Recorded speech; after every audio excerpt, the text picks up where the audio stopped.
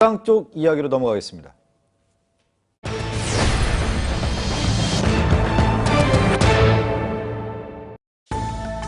저는 누가 박근혜 대통령을 헐뜯더라도 저는 박근혜 대통령과 정치 운명을 다시 합니다. 명실상부한 대통령의 최측근, 친박 좌장, 7선 국회의원이자 19대 국회 최다선, 서청원 최고위원을 설명하는 말들인데요.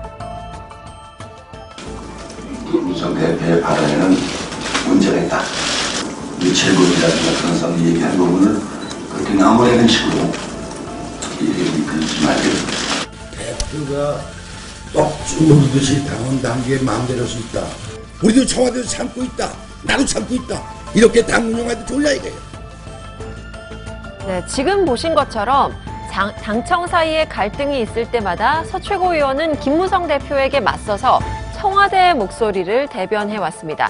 자, 그런데 총선을 앞두고 친박 내부에서 서청원 용퇴론이 솔솔 피어오르고 있다고 합니다.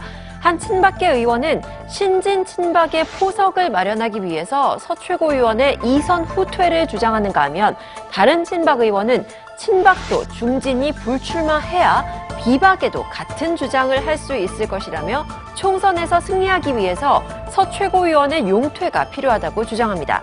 자, 본격적으로 용퇴론이 불거진다면 서청원 의원은 어떤 선택을 할까요? 네, 친박계 좌장이죠. 새누리당 서청원 최고위원. 뭐 용태론 얘기가 지금 나오고 있다고 하는데 누가 먼저 이 얘기를 꺼냈을까? 이것도 참 궁금합니다. 어디에서 근거를 가지고 누가 얘기했을까? 이런 생각을 해보게 되는데 정치라는 게 분명히 모처, 원천이 있지 않습니까? 어디에서 나왔을까요? 뭐 복면 뒤에서 나온 거겠죠. 복면입니까? 그렇죠. 그러니까 어느 일간지에서 보도한 거 아닙니까? 예.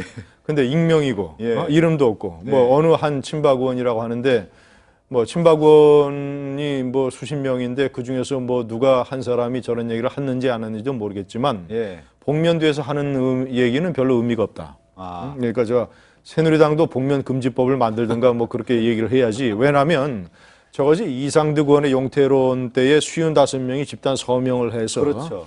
그중에 대표되는 사람들이 TV 카메라 앞에 나서서 대통령의 형은 총선에 출마하지 말아라고 주장하는 상황과는 180도 다릅니다. 네, 예. 우선 서청원 의원은 대통령의 친인척이 아니고 엄연히 국민의 심판을 받아서 이 국회의원이 된 7선 최다선 의원 아닙니까? 그리고 현재의 친박계 좌장이고. 네. 자, 그렇다면 집권을 해서 권력을 운영한다는 것이 정말 무슨 소꿉장난을 하거나 무슨 저 공기놀이 하는 게 아닙니다. 대단히 힘들고 집권 세력은 똘똘 뭉쳐서 여러 가지 상황을 돌파할 수 있는 그 파워를 가져야 되는데 네. 그 파워에 그 저 간판 역할을 할 수 있는 사람이 현재는 서청원 의원밖에 없습니다. 자, 한번 보세요. 내년 4월 총선이 끝나지 않습니까? 네. 자, 그러면 김무성 대표의 임기가 내년 7월 달까지입니다. 그러면 전당대회를 열어서 새로운 대표를 뽑아야 되는데 대통령에 출마하는 사람들은 전당대회 후보, 대표 후보로 나올 수가 없습니다. 네. 자, 그러면 서청원 의원은 대권 주자가 아니기 때문에 7선이죠. 예. 전당대회에 나와서 당대표가 돼야 되는 문제도 하나 있고 내년 4월 총선에서 만약에 본인이 다시 국회의원이 되면 8선입니다. 네. 자, 그러면 새누리당이 여당이 될 가능성이 현재는 전망이 높기 때문에 네. 다음에 국회의장을 누가 해야 됩니까? 여당 내 최다선 의원이 국회의장을 해야 되거든요. 그렇지 않습니까? 예. 황의호 의원이 당선돼서 들어오면 6선.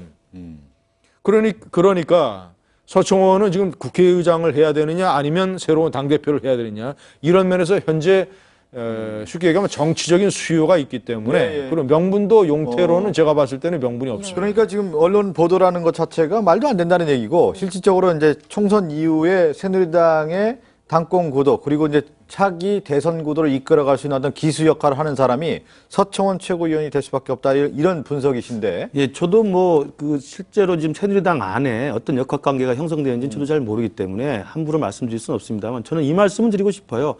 친박이 지금 이 새누리당에서도 집권 여당의 실세 아닙니까? 청와대와 직접적인 연결이 되어 있고 대통령의 의중을 잘 알고 있는 사람들인데 친박 의원들 내부에서 친박의 좌장인 서청원 의원의 용퇴를 주장했다라는 말이 나온다는 게 저는 한편으로 부럽습니다.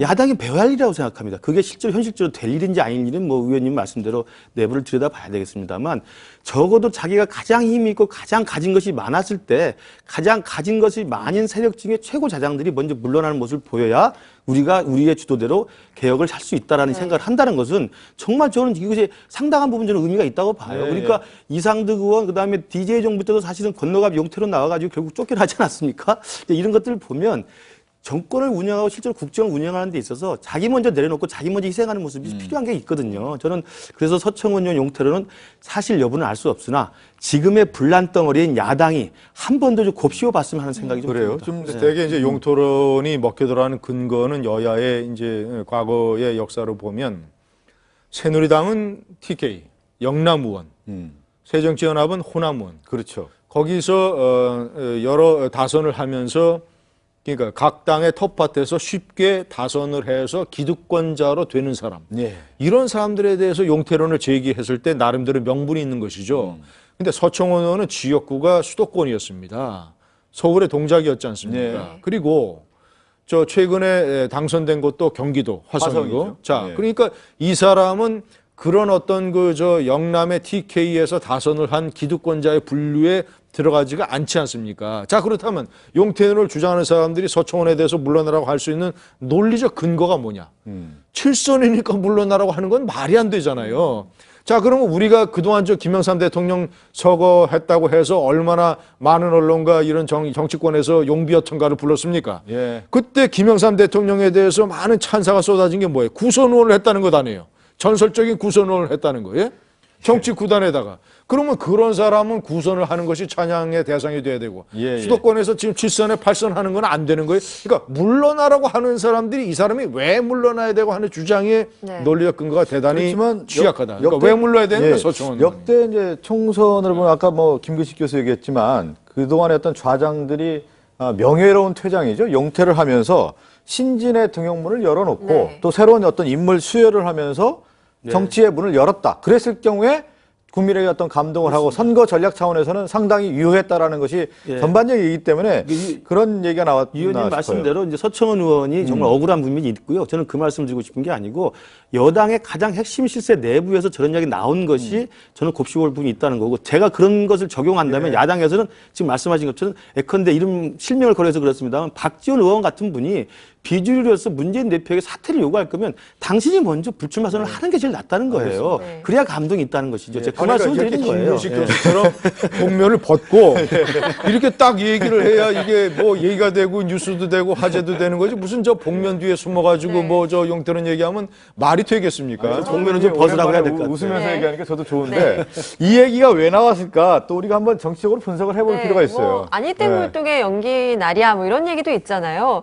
이 얘기가 왜 나왔을까? 혹시 최경환 부총리가 12월에 당으로 복귀를 하니까 뭐 이런 얘기가 기정사실화되고 있으니까 이 기점으로 친박계 내에서 서열을 정리하려고 하는 것 아닌가 이런 관점에 대해서는 어떻게 보시나요, 김진희 의원님? 저것도 또 하나의 저것도 복면 음모론입니다. 그러니까 모든 해석이 예를 들자면 이런 해석 저런 해석. 그러면 이제 저것은 최경환 의원을 중심으로 해서 그렇죠. 최경환 의원을 저 사실상 서청원 의원을 제치고 최경환 의원이 당선돼서 들어오면 4선입니다. 4선이고 네. 이제 TK에 그 저 만약에 유승민 의원하고 지금 TK에 차기 주자를 놓고 싸우고 있는데 어쨌거나 하여튼 그렇다고 해서 그러면 저 최경환 의원을 우경환 자리에 만들려고 하는 최경환 지지 세력이 뒤통수를 치는 거냐라고 또 해석이 될 수가 있어요. 네. 그러니까 저는 저런 것들이 예를 들면 공식적인 자리에서 당내 모임이 많잖아요. 예. 모임에서 여러 명이 얘기를 했으면 의미가 있지만 저런 관측 아까 얘기하는 일부 보도 이런 것들은 다 복면 음모론이기 때문에 제가 커다란 의미는 없다고 김진애한테 봅니다. 예. 하나 더 여쭤보고 싶은 게 왜 이 얘기를 또 드리고 싶냐면 얼마 전에 뭐 김용태 의원이 얘기하지 않았습니까? 김무성 대표의 험지론, 이제 부산이 아니라 수도권에 출마를 해서 새누리당의 수도권 전략을 세워야 된다. 그래야 한 얘기를 했고요. 또 그러면서 지금 서청원 용태론 얘기 나오는 거 보면 전반적인 큰 총선의 그림을 그리면서 얘기가 나왔다라는 것이 하나의 어떤 맥락이 이어지는 것 같은 생각이 좀 들어서 그렇죠. 예. 하지만 예. 김용태 의원이 얘기하는 김무성 대표가 서울 같은 험지에 출마한다고 하는 것은 논리적인 근거가 약하지만 그래도 저는 인정할 수 있는 게 김용태 의원은 복면을 벗고 얘기했단 말이에요. 네? 복면을 벗고 얘기한 것은 우리가 저 화제에 올려서 분석을 해서 나름대로 의미가 있지만 뒤에 숨어가지고 복면 뒤에 숨어가지고 적당히 언론을 이용을 해서 언론 플레이하는 거는 제가 봤을 때는 뭐 커다란 정치적인 의미가 없다. 저는 이렇게 봅니다. 네, 맞습니다. 그 최경환 의원을 친박의 좌장으로 세우기 위해서 서청원 의원을 용퇴시킨다는 건 또 하나의 정치적 공학이죠. 그런 의미라면 절대 저건 평가절하야 될 이야기고요. 제가 말씀드린 그게 아니라면. 왜냐하면 최경환 의원이 오히려 친박의 좌장이 되는 것은 아까 김진영 의원 말씀 것처럼 가장 쉬운 지역에서 계속 다선을 한 사람이거든요. 네. TK 기득권을 가지고 있는 분이란 말이죠. 그러니까 오히려 사실은 더 의미는 없다고 봅니다. 그런 의미가 아니어야 되고 그렇다면 친박 내에서 자기의 스스로의 개혁의 고삐를 자기 이생의 모습을 보인다는 의미에서 좌장을 먼저 용퇴시킨다고 한다면 저는 굉장히 그건 감동을 줄 수 있다는 이야기를 말씀드리는 거죠. 지금 감동 얘기했는데 지금 뭐 이제 총선에서 어느 당이 국민에게 감동을 줄 것이냐. 이 감동은 사실은 인물이라고 하는 어떤 상징성이라는 게 있지 않습니까? 그래서 기존에 우리가 아까 뭐 김진 의원님 얘기하셨지만 그동안의 정치적인 혜택, 수혜를 받았던 분이 명예롭게 용퇴할 때 그 감동이 이어지는 건데 지금 한국 정치에 그런 모습이 없기 때문에 이런 얘기까지 또 나오는 거 아닌가 이런 생각도 우리가 들고요. 사실 좀 진지하게 고민을 해봐야 되는 문제가 있습니다. 예.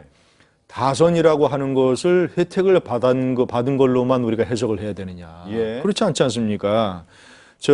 미국에서는 얼마 전에 사망을 했습니다마는 100세 국회의원이 있었지 않습니까? 그리고 미국의 의원들은 2년에 한 번씩 당선되기 때문에 20선, 30선 의원들이 있습니다. 예. 자, 우리가 양김만 해도 9선 아닙니까? 자, 그렇다면 우리가 다선이라고 하는 것을 꼭 혜택 이런 걸로만 봐서는 특히나 수도권의 다선은 그리고 저 사람들을 유권자들이 저만큼 뽑아준 데는 나름대로 의미가 있다. 그리고 정치권은 노장청의 조화를 통해서 모든 것이 굴러가야지. 아니 국회의장을 할 사람도 있어야 될 거 아닙니까? 당대표 할 사람도 있어야 되고 그렇지 않습니까? 뭐 저 4선 5원이 저 국회의장을 합니까? 그러면 앞으로 계속 그렇지 않고 그래서 다선이라고 하는 것을 꼭 기득권 특혜론자로만 해석하는 데는 문제가 있다. 예.